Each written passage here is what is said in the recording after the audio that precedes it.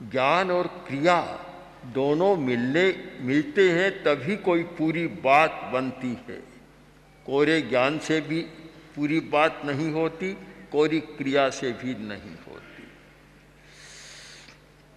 आदमी क्रिया करता है, प्रवृत्ति करता है, तो प्रवृत्ति के साथ कुछ और भी घटित होते हैं। आज तनाव की बहुत भारी समस्या है। तनाव है क्या? प्रवृत्ति और तनाव। प्रवृत्ति का अर्थ तनाव है। प्रवृत्ति के साथ, हर प्रवृत्ति के साथ तनाव होगा। कोई भी ऐसी प्रवृत्ति नहीं हो सकती कि तनाव न हो। और सही बात तो यह है कि तनाव के बिना कोई बड़ी प्रवृत्ति हो ही नहीं सकती। तनाव तो होगा ही। तो फिर तनाव समस्या क्यों? तनाव जब अतिरिक्त होता है तब तनाव समस्या बन जाता है। सामान्य स्थिति में तनाव एक अपेक्षा है कार्य संचालन की, कार्य संपादन की। तनाव मांसपेशियों का भी होता है, मानसिक भी होता है, और सबसे ज़्यादा सूक्ष्म और जटिल तनाव भावनाओं का होता है। भावनात्मक तनाव, इमोशनल टेंशन, वह सबसे ज़्यादा भयंकर होता है। अब ये जो फिजिकल टेंशन, शारीरिक तनाव अतिरिक्त हो तो समस्या बनता है। मानसिक तनाव भी सामान्य तो होता है और वह भी अतिरिक्त बन जाए तो समस्या बन सकता है। तो अति सर्वत्र वर्जयेत्, बहुत सुंदर सूक्त है संस्कृत का कि कुछ भी हो अति नहीं होनी चाहिए। अति सर्वत्र वर्जयेत्। अमृत है और अति मात्रा में काम लो तो वह भी जहर बन जाएगा, और जहर है एक सीमित मात्रा में काम लो तो वह अमृत बन जाएगा। अति कहीं नहीं होनी चाहिए। यह विवेक प्रत्येक मनुष्य में होना जरूरी है कि शारीरिक श्रम की भी अति न हो, प्रवृत्ति की भी अति न हो, मानसिक प्रवृत्ति भी अति न हो, अधिक न हो, और भावनात्मक प्रवृत्ति भी अति न हो, अधिक न हो। एक सीमा के साथ हम काम करें तो तनाव की समस्या अपने आप सुलझ जाती है। कुछ भी करने की जरूरत नहीं है।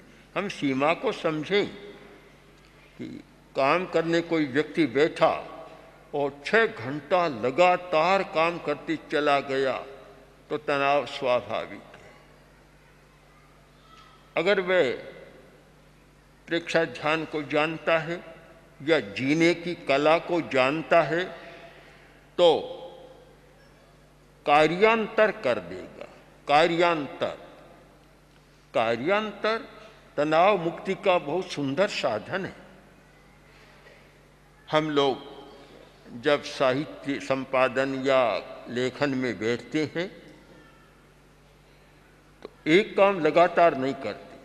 घंटा, 1.5 घंटा, 2 घंटा कर लिया, बाद में दूसरा काम शुरू कर देते। तनाव नहीं होता। एक ही काम को लगातार 5 घंटा, 7 घंटा, 8 घंटा करते चले जाओ, तनाव पैदा हो जाएगा। तो तनाव से मुक्त रहने का एक सुंदर उपाय है कार्यांतर। दूसरा तनाव से मुक्त रहने का है कि 2 घंटा के बाद विश्राम।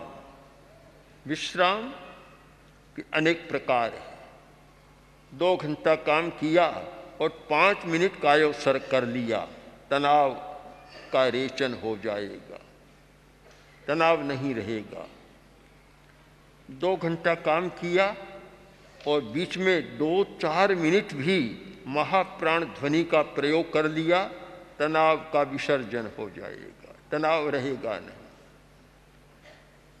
काम किया और बीच में 2 घंटा के बाद एक बार सर्वेंद्रिय संयम मुद्रा का प्रयोग किया, उससे तो तनाव रहता ही नहीं है। शास्त्रीय दृष्टि से विचार करें तो तनाव का प्रारंभ इंद्रियों की प्रवृत्ति से होता है।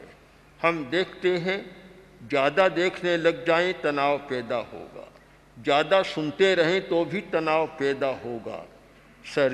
बाह्य जगत के साथ अतिरिक्त संपर्क हमारा होता है तो तनाव हो जाता है।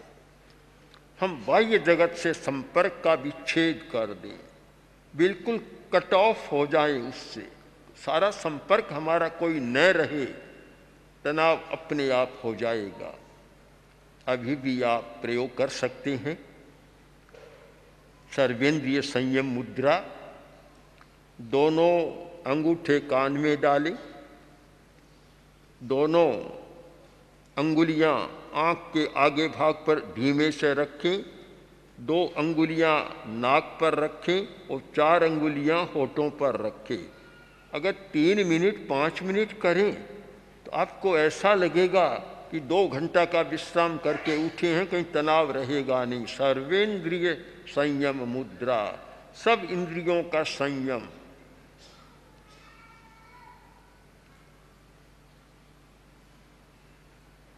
दो अंगूठे कानों में, 2 अंगुलियां आँख के अग्रभाग पर कोमलता के साथ, 2 अंगुलियां दोनों नथुनों पर, और जब श्वास लेने की जरूरत हो तो 1 अंगुली को हटा दें और फिर बंद कर दें, और 4 अंगुलियां होठों पर।